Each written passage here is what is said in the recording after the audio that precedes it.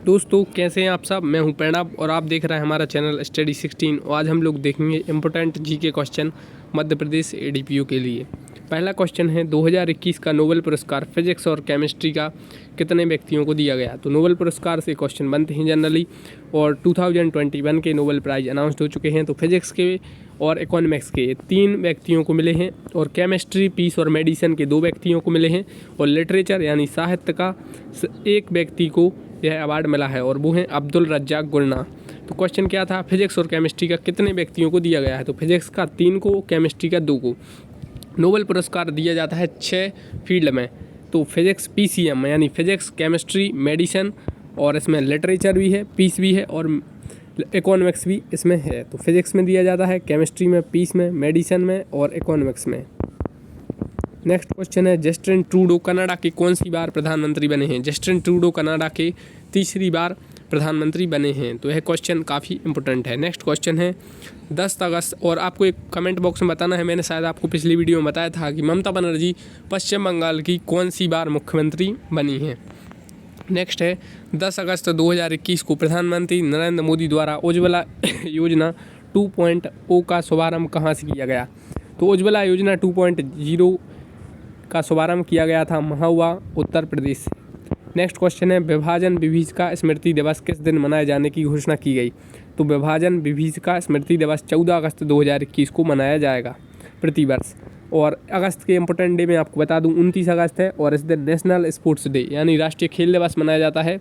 जो आपको पता है मेजर ध्यानचंद हॉकी के जादूगर जिन्हें कहा जाता था या कहा जाता है, हॉकी के जादूगर कौन है, मेजर ध्यानचंद। और आपको पता है राजीव गांधी खेल रत्न पुरस्कार का नाम बदलकर मेजर ध्यानचंद के नाम पर कर दिया गया है। और विश्व आदिवासी दिवस कब मनाया जाता है। तो 9 अगस्त को, और 7 अगस्त को भाला फेंक दिवस मनाया जाता है।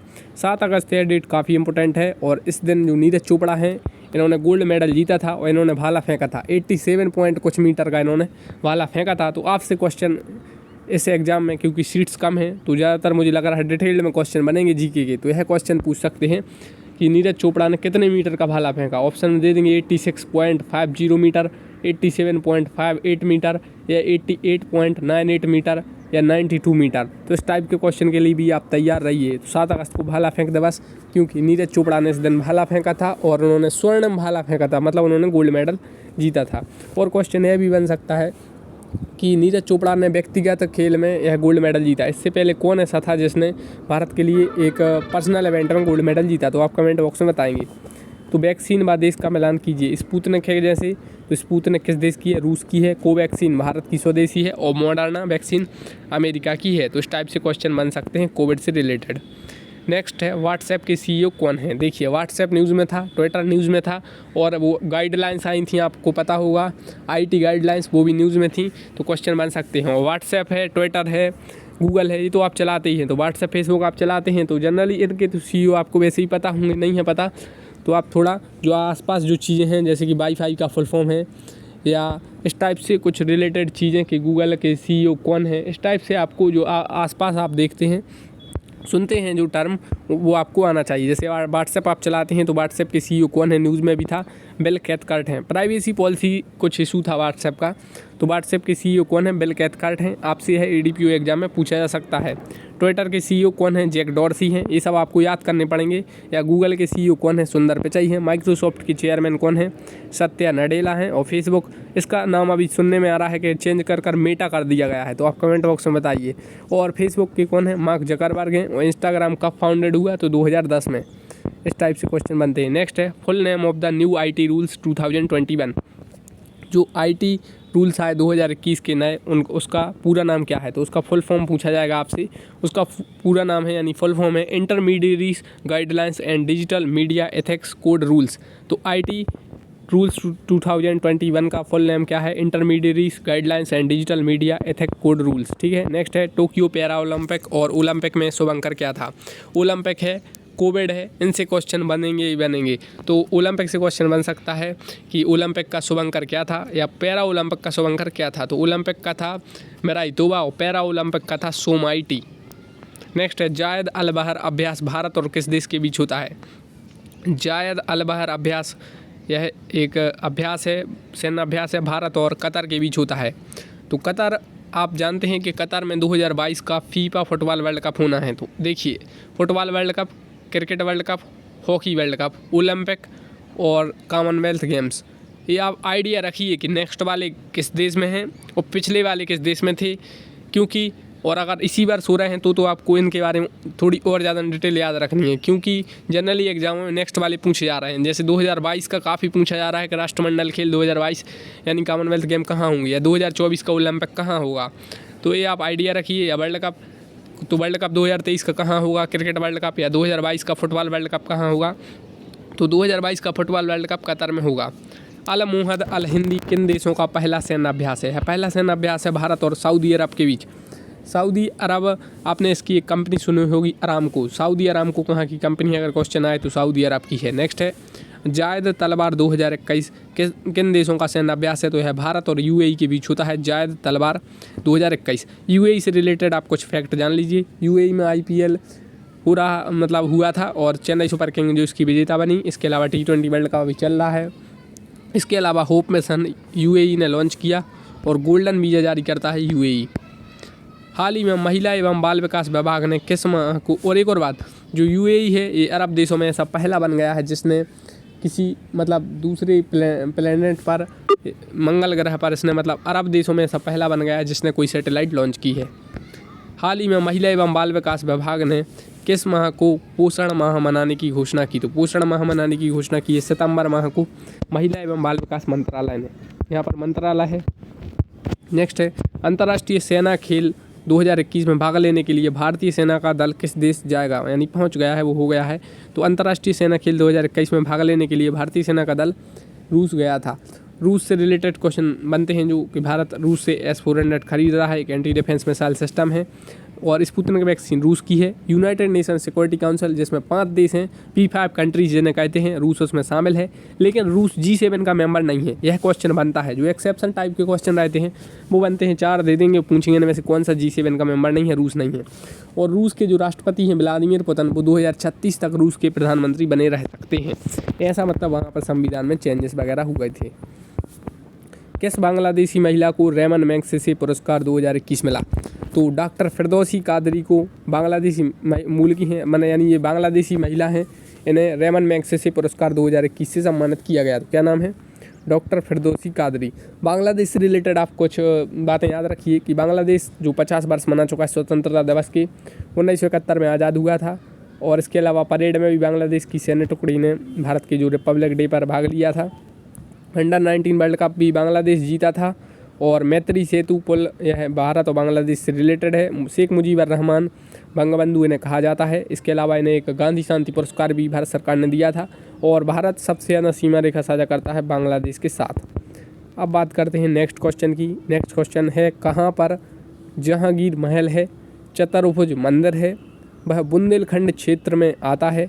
राजा रुद्र प्रताप सिंह ने उसकी स्थापना करवाई थी और बेतवा नदी के किनारे स्थित है। आप फिर से समझिए, कहाँ पर जहांगीर महल है और चतुर्भुज मंदिर भी है, बुंदेलखंड में आता है। बुंदेलखंड का कोई ऐसा क्षेत्र जहाँ पर जहांगीर महल है, चतुर्भुज मंदिर है, राजा रुद्र प्रताप सिंह ने उसकी स्थापना करवाई, बेतवा नदी के किनारे स्थित है, राजा महल भी है, लक्ष्मी मंदिर भी है और हरदौल मंदिर भी है। तो ये तो सभी की क्षेत्र में हो सकता है। और वो है अयोध्या। तो जहांगीर महल है अयोध्या में, ओरछा में। तो ओरछा में जहांगीर महल है। अयोध्या में इसलिए बोल रहा था क्योंकि ओरछा है जो, इसे बुंदेलखंड की अयोध्या कह सकते हैं आप, या दूसरी अयोध्या भी कह सकते हैं। तो इसलिए मैं कंफ्यूज था। तो मुझे ऐसा लग रहा था शायद, लेकिन उसको कहते ही हैं बुंदेलखंड की दूसरी अयोध्या, और भारत की शायद दूसरी अयोध्या भी कहते हैं। तो जहांगीर महल है ओरछा में और चतुर्भुज मंदिर भी ओरछा में है, बुंदेलखंड में ही आता है ओरछा। राजा रुद्र प्रताप सिंह ने उसकी स्थापना करवाई थी। बेतवा नदी भी है ओरछा में और राजा महल भी है, लक्ष्मी मंदिर भी है, हरदौल का मंदिर भी है। तो ये सब ओरछा में है।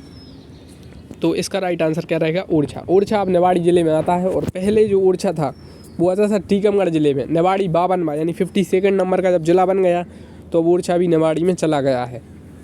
नेक्स्ट है, और इसके अलावा हाँ, यूनेस्को हिस्टोरिक अर्बन लैंड्सकेप प्रोजेक्ट में भी ओरछा है।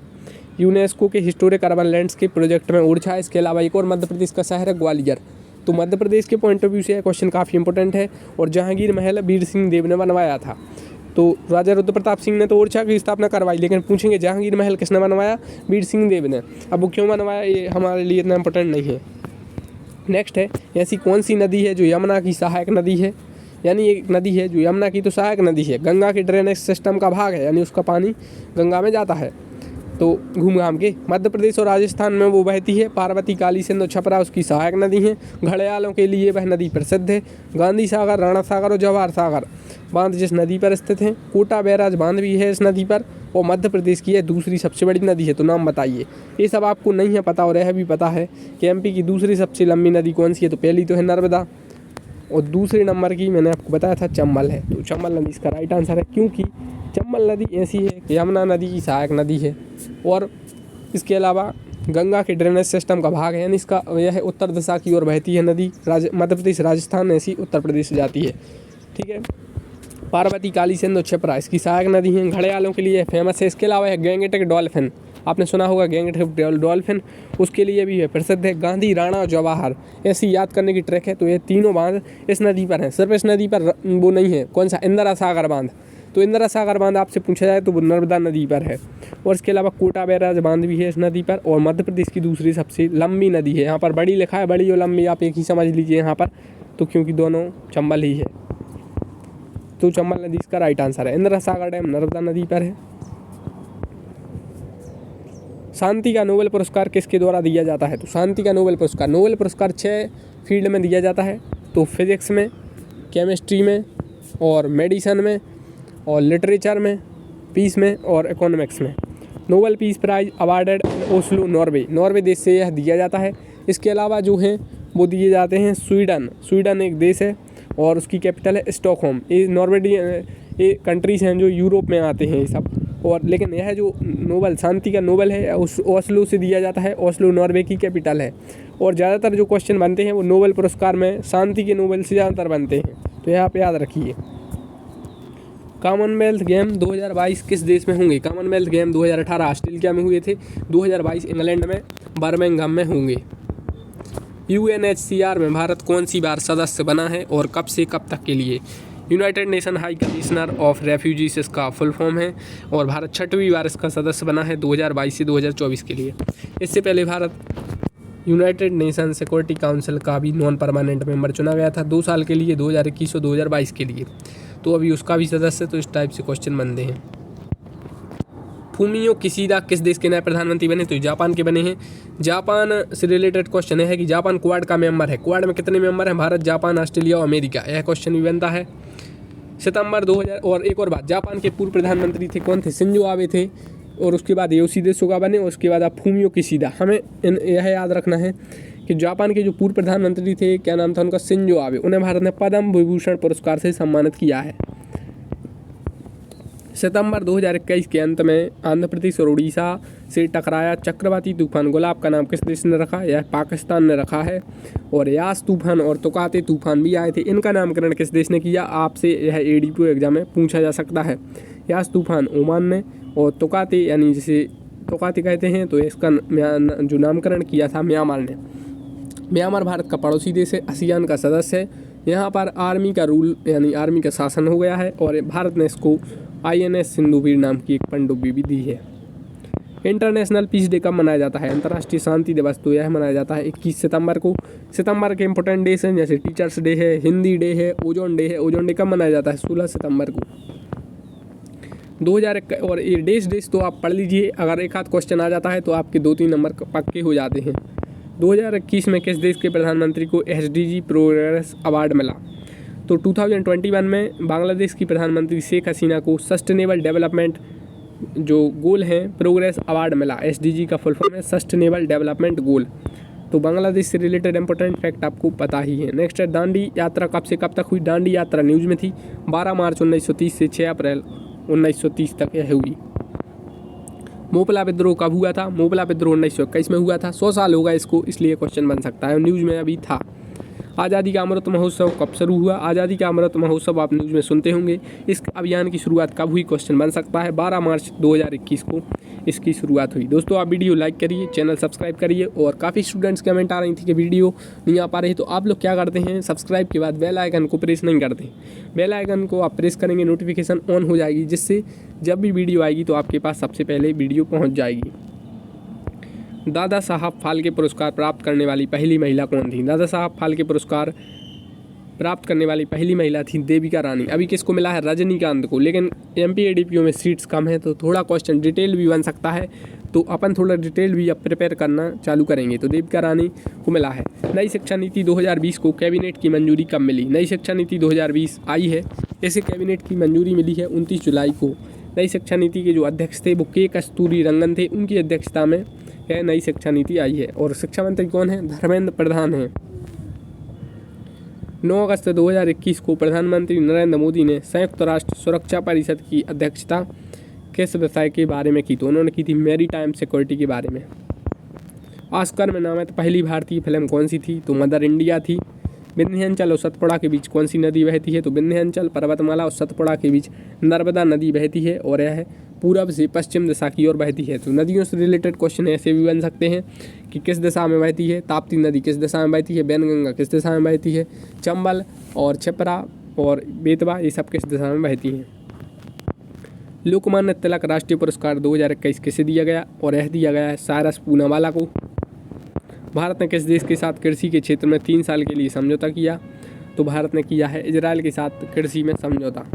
सार्स का फुल फॉर्म क्या है? SARS। तो सार्स का फुल फॉर्म है सेवियर एक्यूट रेस्पिरेटरी सिंड्रोम, इसका फुल फॉर्म है। इसके अलावा कोविड-19 का फुल फॉर्म भी पूछा जा सकता है, आप कमेंट बॉक्स में बताएंगे। IPL 2021 का विनर कौन सी टीम थी? तो CSK थी, और होस्ट कंट्री था UAE। T20 2021 किसने जीता? तो अभी यह चल रहे हैं मैच, अब जब हो जाएगा तो आप पढ़कर जाइए। वर्ल्ड कप 2019 इंग्लैंड ने जीता, इंग्लैंड में ही हुआ। वर्ल्ड कप 2023 इंडिया में होगा। फुटबॉल वर्ल्ड कप 2022 कतर में होगा। 18 का रूस में हुआ था। कॉमनवेल्थ गेम 2018 ऑस्ट्रेलिया में हुए, और 22 के आपको पढ़कर जाना है, बर्मिंघम यानी इंग्लैंड में होंगे। भारत के पहले सहकारिता मंत्री कौन है? तो अमित शाह भारत के पहले सहकारिता मंत्री हैं। हाल ही में किसे यूनाइटेड नेशन द्वारा SDG एडवोकेट के रूप में नियुक्त किया गया? यह मध्य प्रदेश के हैं कैलाश सत्यार्थी। इन्हें संयुक्त राष्ट्र ने सस्टेनेबल डेवलपमेंट गोल एडवोकेट के रूप में नियुक्त किया। कैलाश सत्यार्थी मध्य प्रदेश के विदिशा जिले से संबंधित हैं। और बचपन बचाओ आंदोलन आपने न्यूज़ में सुना होगा, शायद यह 1980 के आसपास न्यूज़ में था, तो इनसे इनका संबंध है। अफगानिस्तान में फंसे भारतीय नागरिकों को निकालने के लिए कौन सा ऑपरेशन लॉन्च किया गया? ऑपरेशन देवी शक्ति। अफगानिस्तान से क्वेश्चन बन सकता है, क्योंकि अफगानिस्तान न्यूज़ में था। अब ईरान के नए राष्ट्रपति कौन बने हैं? इब्राहिम राइसी ईरान के नए राष्ट्रपति बने हैं। चाबहार बंदरगाह ईरान में है। फरजादवी गैस फील्ड भारत और ईरान से संबंधित थी है, ईरान में ही है। JCPOA से भी ईरान का संबंध है। Joint comprehensive plan of action, ये न्यूज़ में था, आप सुनते होंगे। ईरान न्यूक्लियर डील, तो यह वही थी। भारत G20 की मेज़बानी कब करेगा? भारत 2023 में G20 यानी ग्रुप ऑफ 20 की मेज़बानी करेगा। इसमें 19 सदस्य देश और एक यूरोपियन यूनियन शामिल है। भारत भी G20 का मेंबर है। भारत G7 का मेंबर नहीं है, और भारत ब्रिक्स का भी मेंबर है। G7 में निम्न में से कौन सा देश नहीं है? मतलब इनमें से G7 में 3 देश हैं, एक नहीं है। रूस, कनाडा, जापान, इटली। इटली है, जापान है, कनाडा है। रूस G7 का मेंबर नहीं है। पहले था G8, उसमें रूस भी था, अब रूस हट गया है। ब्रिक्स और SCO में कितने देश हैं? तो ब्रिक्स में 5 देश हैं, ब्राज़ील, रूस, इंडिया, चाइना, साउथ अफ्रीका। तो ये आप यहीं समझ सकते हैं। B से ब्राज़ील, R से रूस, India, China, south Africa. SCO में 9 देश हैं, पहले 8 थे, 9वां ईरान जोड़ दिया गया है। तो देखो इसमें SCO में भारत है, पाकिस्तान है, रूस है, चीन है। 4 तो ये हो गए। 4 हैं सेंट्रल एशियन कंट्रीज़, और तुर्कमेनिस्तान को छोड़कर 4 सेंट्रल एशियन कंट्रीज़ और 1 ईरान को जोड़ दिया गया है। तो 9 देश SCO में है। SCO का फुल फॉर्म होता है संघाई कोऑपरेशन ऑर्गेनाइजेशन, लेकिन इसका हेडक्वार्टर बीजिंग में है, इसलिए इसका हेडक्वार्टर ज़्यादा पूछा जाता है। जो SSC लेवल एग्ज़ाम है और पुलिस लेवल के एग्ज़ाम में क्वेश्चन पूछा जा रहा है। What is the full form of WAN, LAN और MAN? तो WAN का है वाइड एरिया नेटवर्क, LAN का है लोकल एरिया नेटवर्क, और MAN का है मेट्रोपॉलिटन एरिया नेटवर्क। भीमबेटका की खोज किसने की? भीमबेटका रायसेन जिले में आता है। भीमबेटका की खोज की थी डॉक्टर विष्णु श्रीधर बांकड़कर ने, और भीमबेटका की खोज की थी 1957-58 के आसपास। भीमबेटका यूनेस्को की विश्व धरोहर स्थल में है 2003 में, और इसमें 3 चीज़ें हैं, एक 2 खजुराहो है, भीमबेटका है, और सांची का स्तूप भी है। जल पुरुष किसे कहते हैं? जल पुरुष कहते हैं राजेंद्र सिंह को। सांची का स्तूप भी रायसेन जिले में आता है और भीमबेटका भी रायसेन जिले में है। वृक्ष मित्र किसे कहते हैं? तो वृक्ष मित्र कहते हैं सुंदरलाल बहुगुणा को। चिपको आंदोलन से संबंधित थे, इनका हाल ही में अभी निधन हुआ, इसलिए इनसे वह क्वेश्चन बन सकता है कि हाल ही में निधन हुआ सुंदरलाल बहुगुणा को, उन्हें क्या कहा जाता था, उनकी पुस्तक भी पूछ सकते हैं या पूछ लेंगे वो किससे संबंधित थे। तो देखो, जल पुरुष राजेंद्र सिंह, वृक्ष मित्र सुंदरलाल बहुगुणा। शाहतूत बांध कहाँ पर है? शाहतूत बांध है अफगानिस्तान में। नवंबर, भारत ने यहाँ पर इन्वेस्टमेंट किया है इसलिए न्यूज़ में है और इसके बाद नेक्स्ट क्वेश्चन है, नवंबर 2021 तक कितने संविधान संशोधन हो चुके हैं? तो 105 हो चुके हैं। राजीव गांधी खेल रत्न पुरस्कार 2020 कितने खिलाड़ियों को दिया गया? तो राजीव गांधी खेल रत्न पुरस्कार 5 व्यक्तियों को दिया गया। इसमें रोहित शर्मा हैं, विनेश फोगाट हैं, रानी रामपाल हैं, मणिका बत्रा हैं और मरियापन थंगावेलु हैं। तो रानी रामपाल का संबंध किससे है यह पूछा जाएगा। रोहित शर्मा का सब जानते हैं कि जैसे क्रिकेट से है, या विनेश फोगाट का पूछा जाएगा रानी रामपाल, मणिका बत्रा या मरियापन थंगावेलु। इनसे क्वेश्चन डायरेक्टली पूछ लेते कि यह किस खेल से संबंधित हैं। अटल सुरंग किस राज्य में स्थित है? अटल सुरंग हिमाचल प्रदेश से संबंधित है। राष्ट्रीय एकता दिवस कब मनाया जाता है? तो 31 अक्टूबर को सरदार वल्लभ भाई पटेल की जयंती पर राष्ट्रीय एकता दिवस मनाया जाता है। इसके अलावा इम्पोर्टेंट क्वेश्चन बनते हैं, वो देखते हैं। फ्रेंच ओपन, ऑस्ट्रेलियन ओपन और विंबलडन 2021 टेनिस टूर्नामेंट किसने जीता? तीनों टूर्नामेंट जीते हैं नोवाक जोकोविच ने, इसलिए आप एक बार मैंने पढ़ लीजिए। तो फ्रेंच ओपन आ जाए टेनिस का, या ऑस्ट्रेलियन आ जाए, विंबलडन आ जाए, नोवाक जोकोविच ने जीता। इन्होंने सिर्फ यूएस ओपन नहीं जीता। 4 इंपॉर्टेंट ग्रैंड स्लैम पूछे जाते हैं, बाकी इसके अलावा नहीं पूछा जाता। तो यूएस ओपन इन्होंने नहीं जीता, यूएस ओपन के साथ फाइनल में हार गए थे। यूआरएल का फुल फॉर्म क्या है? यूनिफॉर्म रिसोर्स लोकेटर है, याद कर लीजिए। फाउंडर ऑफ ब्लूटूथ कौन है? तो एरिक्सन है। What is Linux? LINUX, तो एक ऑपरेटिंग सिस्टम है। नेक्स्ट है, name of the first super computer of India. पहला सुपर कंप्यूटर इंडिया कौन सा था? परम 8000 था। What is use to make computer chip? Computer chip बनाने के लिए क्या यूज होता है? सिलिकॉन। यह न्यूज़ में भी था अभी काफ़ी। Which type of software is in operating system? Utility software, system software, application software या फर्मवेयर सॉफ्टवेयर? तो इसका राइट आंसर है system software. 1 nibble is equal to how many bits? तो इस टाइप के क्वेश्चन बनते हैं। तो इसमें 4 बिट होते हैं एक नेवल में। क्वेश्चन बन जाता है कि 1 MB में कितने KB होते हैं, या एक TB में कितने GB होते हैं। तो इस टाइप से क्वेश्चन अभी काफ़ी बनना है। 1 GB में कितने MB होते हैं, 1 MB में कितने KB होते हैं। तो इस टाइप के क्वेश्चन भी आपको पढ़ कर जाना है। OMR का फुल फॉर्म क्या है? आप सुनते होंगे OMR सीट। तो OMR सीट का फुल फॉर्म यानी OMR का फुल फॉर्म है optical mark reader. From which year 5th generation of computers is considered? 1970, 1980, 1990 या 2000? इसका राइट आंसर 1980 है। मुझे इसमें 2000 लग रहा है, तो आप इसको देख लीजिए। फ्रॉम नेक्स्ट क्वेश्चन है, which operating system is developed by Apple? तो एप्पल ने में से कौन सा? लाइनक्स, विंडो, मैक OS या DOS? तो मैक OS यह एप्पल ने बनाया। नेक्स्ट है, who is known as the father of artificial intelligence? Artificial intelligence में AI का फुल फॉर्म पूछा जाता है, तो आर्टिफिशियल इंटेलिजेंस ही होता है। इसके अलावा इसका फादर यानी पितामह पूछा जाता है आर्टिफिशियल इंटेलिजेंस का, तो वो है John McCarthy. What is the name of a device that convert digital signal into analogue signal? Router, switch, modem? तो मोडम इसका राइट आंसर है, जो एनालॉग सिग्नल को यानी जो डिजिटल सिग्नल को एनालॉग सिग्नल में परिवर्तन करता है। GPEG का फुल फॉर्म क्या है? आप यह देखते होंगे। GPEG का फुल फॉर्म है जॉइंट फोटोग्राफिक एक्सपर्ट्स ग्रुप। तो एक बार फिर से देख लेते हैं, GPEG का फुल फॉर्म क्या है? Joint photographic experts group. तो आप वीडियो को दोस्तों लाइक करिए, चैनल को सब्सक्राइब करिए। मध्य प्रदेश के उत्तर से दक्षिण के जिले जमाइए, मतलब इनमें कौन सा जिला उत्तर में है, कौन सा दक्षिण में, यह हमें जमाना है। तो क्या है दिया? सागर है, ग्वालियर है, बुरहानपुर, होशंगाबाद। तो सागर से पहले तो ग्वालियर ही आएगा, ग्वालियर के बाद है बुरहानपुर और होशंगाबाद बीच में। तो सबसे पहले आएगा यहाँ पर ग्वालियर। ग्वालियर सबसे उत्तर में है, उत्तर से हमें दक्षिण जमाना है। सबसे पहले आएगा ग्वालियर, फिर आएगा सागर, फिर आएगा होशंगाबाद और बुरहानपुर सबसे नीचे। तो यह उत्तर से दक्षिण जमाने के लिए ज़िले हैं। नदी भी जमाने को दी जा सकती हैं कि पश्चिम से पूर्व जमाइए, उत्तर से दक्षिण। नदी कहाँ से निकलती हैं, या पहाड़ी दे देंगे जमाने के लिए उत्तर से दक्षिण। ये इस टाइप के क्वेश्चन के लिए आपको मैप को प्रिपेयर करना पड़ेगा। तो मैप बेस्ड क्वेश्चन भी एक वीडियो में देख लेंगे, जिससे आपको आइडिया लग जाए कि किस टाइप के क्वेश्चन एग्जाम में पूछे जा सकते हैं। क्योंकि जीके में जनरली एक एक क्वेश्चन सभी टाइप के क्वेश्चन बनते हैं, तो इसलिए आपको प्रिपेयर करना होगा डिफरेंट टाइप के क्वेश्चन को, क्योंकि सीट्स कम हैं। और MP ADPO में जो जीके के क्वेश्चन पूछेंगे जनरली वो थोड़े डेप्थ में पूछे जा सकते हैं, ताकि आप मतलब इसलिए आपको सीट्स कम हैं, तो इसलिए आपको प्रिपेयर करना चाहिए कि आप थोड़े डेप्थ के क्वेश्चन करें, मैप बेस्ड क्वेश्चन भी आप सॉल्व करें। तो thanks for watching the video, thank you. लेकिन आप वीडियो लाइक करिए, चैनल सब्सक्राइब करिए। तो मिलते हैं नेक्स्ट वीडियो में।